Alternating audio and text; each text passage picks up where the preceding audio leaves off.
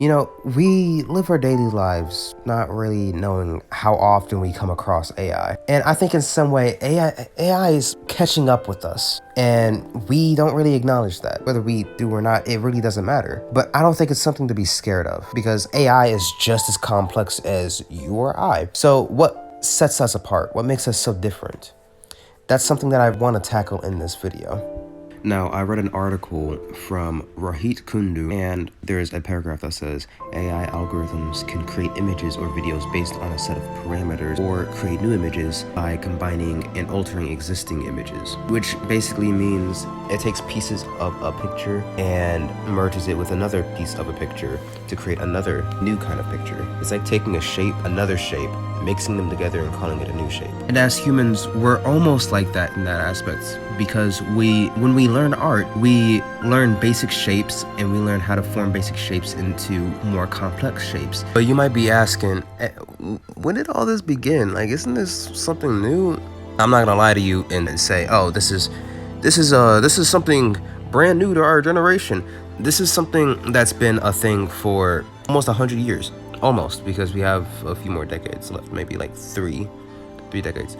But actually, the first art machine that was built was created in 1953. That far back, that is crazy to think about. But for humans, art relies on creativity.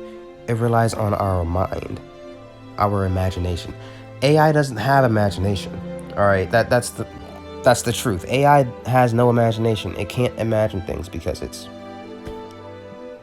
a robot. Like, I don't know how else to explain it.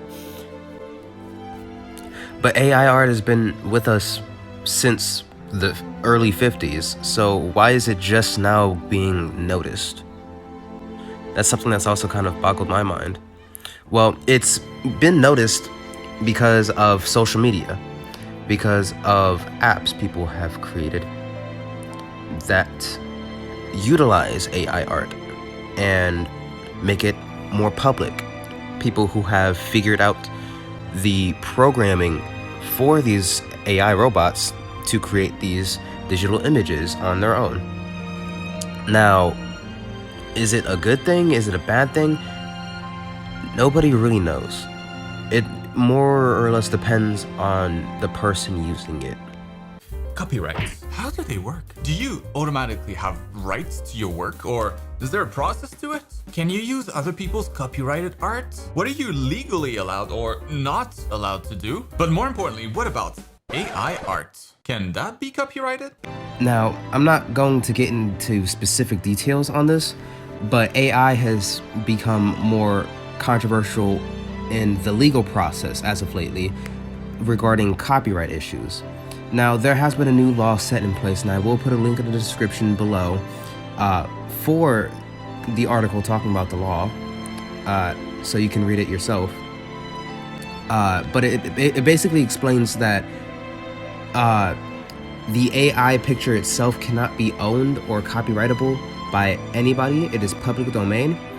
But if somebody makes an edit to the picture itself to make it indistinguishable from the original idea that the picture had, then it is itself copyrightable.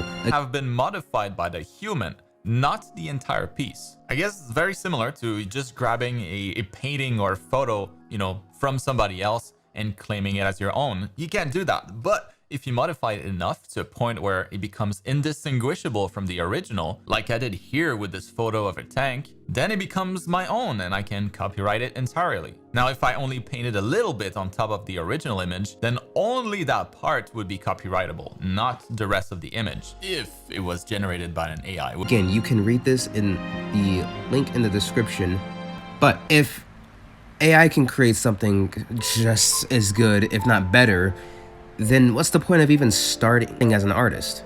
Well, as I said before, there are things that set us apart from AI, things that we can do that it can't. Creating an original style, adding emotion to an art piece with meaning, coming up with an original inspired idea on our own, showing passion in our work and putting in time, and so much more. As we progress as humans, And as artists, we discover new technology that we might be too afraid of, but will grow to adapt to over time. And as an artist, the only threat that I think there is from AI is a bad message.